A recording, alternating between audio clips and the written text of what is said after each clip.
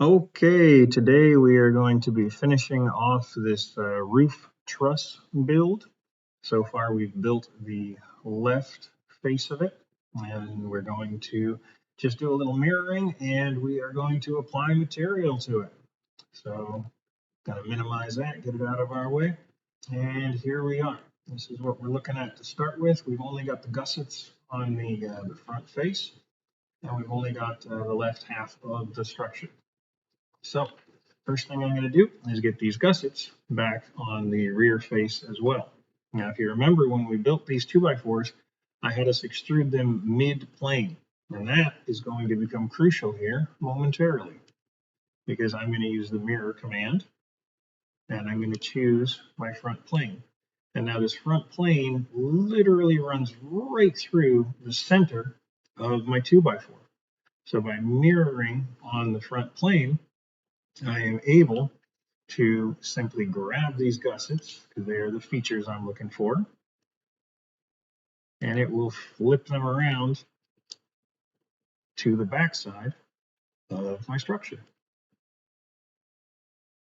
And there they are. So that is why we extruded mid-plane to begin with. I was planning ahead, knowing that it would come in handy at this point. So I got the left side, now I need the right side. Once again, I'm going to mirror.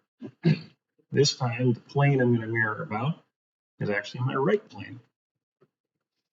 And the objects I'm going to mirror are the features, everything. And since this is a collection of different elements, I'm going to tell it it's a geometry pattern. Click OK.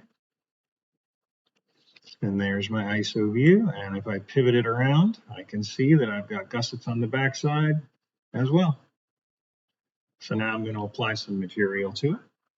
Just going to go up into Edit, down to Appearance, Material, and instead of steel, I'm going to come down here into my wood.